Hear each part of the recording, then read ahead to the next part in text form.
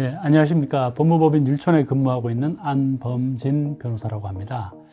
이번에 제가 말씀드릴 주제는 무엇이 중대재해에서 실형과 벌금형을 갈라놓았을까입니다. 2025년 2월 28일 기준 총 36건의 판결이 선고됐습니다. 그 중에서 실형이 5건, 벌금형이 2건, 무죄가 3건이 있습니다. 나머지는 징역형의 집행유예형입니다. 여기서 징역형의 집행유예형이 대부분이므로 그 부분에 대해서는 여러 가지 양형 조건이 있었을 겁니다. 그리고 무죄 3건은 각각 특수한 조건에서 일어난 무죄이기 때문에 저것을 아직까지 일반화해서 설명드리기는 좀 어려울 것 같습니다. 근데 저희가 사실 극단적으로 대비되는 게 실형 5건하고 벌금형 2건입니다. 어떤 사건은 실형이 선고됐고요. 어떤 사건은 벌금형이 선고됐습니다. 그 차이가 과연 무엇일까? 상당히 궁금해 하실 것 같아서 저희 좀 준비를 해봤습니다. 2023년 4월 26일 날 창원지법 마산지원에서 선고된 건데요. 그 철강 제조 공장에서 도급인으로부터 설비 보수를 하도급 받은 수급인 소속 근로자가 방열판에 부딪혀 사망한 사고입니다. 선고 내용은 원천 경영 책임자가 징역 1년, 실형이 선고됐습니다. 양형 사유는 이렇습니다. 2011년부터 여러 차례 산업안전보건법 위반으로 벌금형 및 집행유예 선고받았고 2021년에도 산업재해 사망사고로 형사재판을 받았고 중대재해처벌법 시행 후에도 안전조치를 제대로 이행하지 않았다. 그리고 법 시행 후 불과 2달 만에 또다시 중대산업재해가 발생했다. 이것은 사업장의 구조적 안전 문제를 보여준다. 피고인은 중처법 시행 초기로 인해 준비기간이 부족했다고 주장하지만 시행 전 1년의 유예 기간이 있었고 이미 산업재해 사망사고가 발생했던 사업장이기 때문에 이 주장 받아들일 수 없다는 취지였습니다. 그리하여 징역 1년의 실형을 선고하였습니다. 두 번째 실형 선고 사례입니다. 울산에서 있었고요. 내용은 2022년 7월 14일 날 다이캐스팅 기계의 내부 금형을 청소하던 중에 금형 사이에 머리가 끼어서 두개골이 파열돼 사망한 사고입니다. 징역 2년 실형이 선고됐습니다. 판결문에 적신 양형 사유로는 주의 의무 및 안전보건조치 의무 위반 정도가 중대하다. 그리고 대한산업안전협회의 지적을 받고도 적절한 조치를 취하지 않았다. 2022년 7월 4일 날 안전관리 상태보고서를 통해 또 같은 유형의 중대재해 발생이 경고되었음에도 개선 조치를 하지 않았다. 이러한 그 보고서 확인 직후라도 적절한 조치를 했다면 사망을 막을 수 있었다는 취지였습니다. 즉 여러 가지 사전에 이런 경고가 있었음에도 불구하고 이행하지 않았기 때문에 실형을 선고한다는 취지입니다. 세 번째 선고 사례입니다. 통영지원에서 선고됐고요. 2022년 2월 경남 고성군의 사업장에서 50대 근로자 A씨가 선박 난간 보수공사를 하다 추락해 사망한 사고입니다. 징역 2년 실형이 선고됐습니다. 특이한 건 법인 벌금 20억이 또 마찬가지로 선고됐고요. 양형 사유는 대표이사는 책임 회피를 위한 조직 개편에만 몰두했을 뿐 여전히 시간과 비용 절감을 최우선으로 두고 근로자 안전을 등한시했다. 산업재해를 유발하는 구조적 문제를 인식하고도 해결하려는 노력과 조치가 부족했다. 불과 1년 사이에 3명의 근로자가 산업재해로 사망했음에도 이를 반성하거나 향후 재발 방지를 위한 노력을 다짐하는 태도를 보이지 않았다. 수사 과정에서도 모든 조치를 다 취했는데 피해자의 가실라 사고가 발생했기 때문에 좀 손해를 봤다는 취지로 세금을 회피하는 태도를 보였다는 취지입니다. 이리하여 징역 2년에 벌금 20억 원이 선고된 사례입니다. 다음은 수원에서 있었던 사고입니다. 이 건은 시방서, 즉 공사지시서, 시방서도 없이 작업자들의 감에 따라 전문 목수도 아닌 청소팀 노동자들까지 투입돼서 해당 건물 2층에서 8층까지 동바리가 설치된 가운데 2023년 8월 9일 날 건물 9층의 콘크리트 타설 작업이 시작되면서 하부 동바리가 붕괴돼서 친형제 사이인 베트남 국적 노동자 2명이 매몰되어 두부 손상 등으로 사망하고 5명이 다친 사고입니다. 징역 2년 실형이 선고됐고요. 벌금 2억이 선고됐습니다. 일단 이 건은 2명이 사망하고 5명이 부상을 입어서 상당히 큰 사고였습니다. 또한 기준 없이 동바리가 설치되었고 시공을 담당한 인력도 전문 목수가 아닌 경험과 교육이 전무한 청소팀이었고요. 그리고 동바리 설치가 부실했음에도 이를 점검하거나 관리 감독한 사람이 없었고 콘크리트 타설 과정에서도 순서를 지키지 않았고 이를 통제할 책임자도 없었다. 그렇기 때문에 사고 발생에 직접적인 영향을 미친 업무상의 주의 의무 위반의 정도가 극히 중하다. 또한 시공사 책임자, 콘크리트 타설 책임자, 감리 책임자 모두 최근 안전조치 위반으로 산업안전보건법 위반 벌금형을 받은 전력이 있다는 취지입니다. 그 다음 사례는 울산지법에서 선고한 사례입니다. 2022년 5월 26일 울산 소재 공장에서 피해자가 운전 중인 블로우 성형기 3호기의 방호문을 열고 컨베이어 벨트 등에 끼인 스크랩을 제거하다가 금형 사이에 피해자의 머리가 협착돼 사망한 사고고요. 징역 1년 6개월 실형에 벌금 1억이 선고된 사례입니다.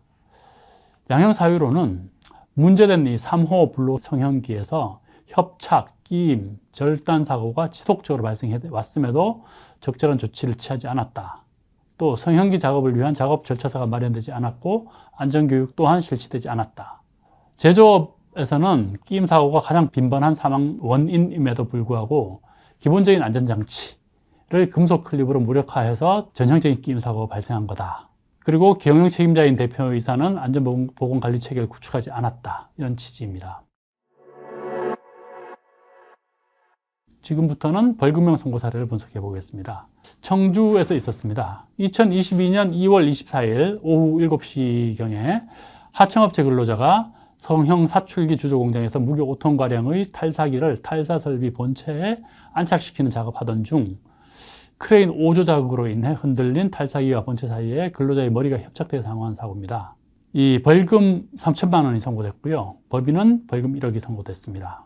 이 양형 사유로는 직접적인 조치 의무가 있음에도 이를 소홀히 하고 간행적으로 작업을 진행했다. 안전관리 시스템이 미비해서 중대한 책임이 인정된다. 그렇지만 피해자가 안전구역을 벗어난 사실도 있었다. 사고 발생 후 안전확보 조치를 이행하고 향후 안전확보를 위해 더욱 노력할 것을 다짐하였다. 그리고 동종 범죄 전력이 없고 벌금형을 초과하는 형사처벌을 받은 전력이 없다는 것입니다. 다음 사례는 강주에서 있었던 일이고요. 2023년 1월 9일 강주 강산구 하남 산단 소재의 가전부품 제조업체 공장에서 그 무면허인 B씨가 몰던 2.9톤짜리 지게차 하역 작업 중 치인 외국인 노동자가 숨진 사고입니다. 여기서 원청 경영 책임자는 벌금 5천만 원, 법인은 벌금 5천만 원 이렇게 선고됐습니다.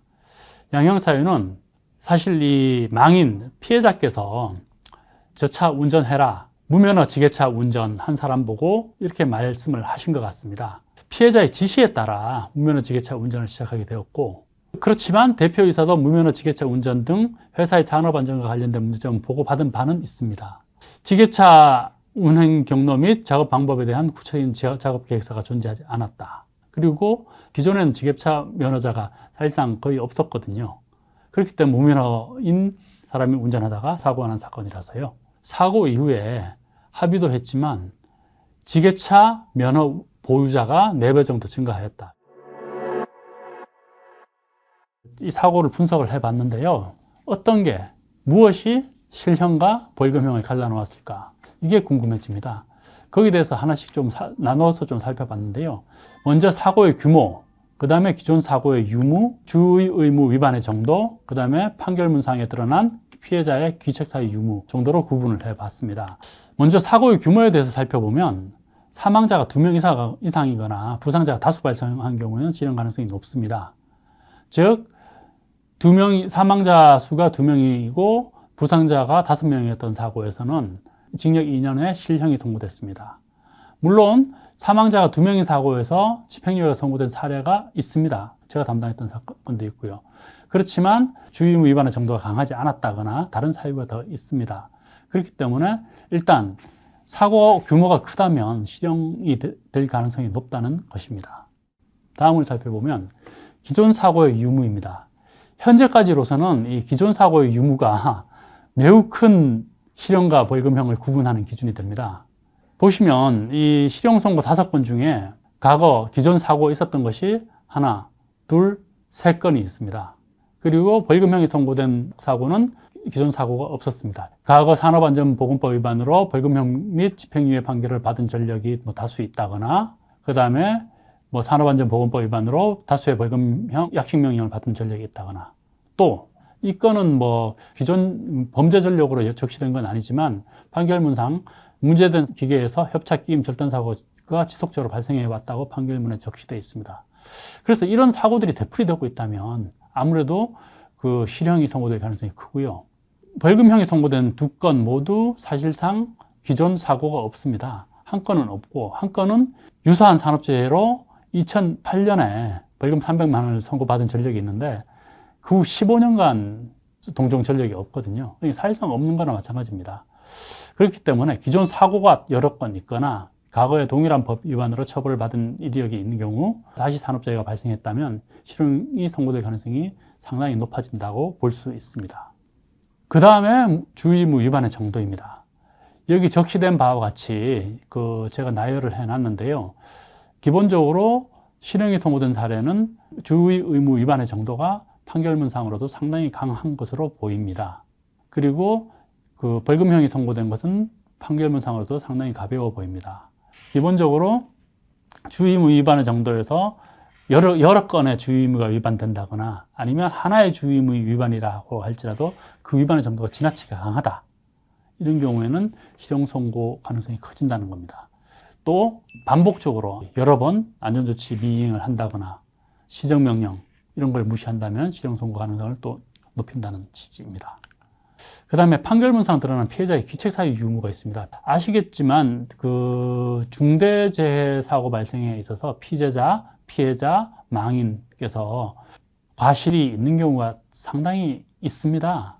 사실 뭐 어떤 사고건 피해자께서도 약간의 그 잘못이라거나 약간의 실수를 하셔야 사고가 나는 경우가 있을 테니까요. 그 중에서도 좀 피해자의 귀책 사유가 조금 더 강하면은 또 벌금형이 선고될 가능성이 큽니다.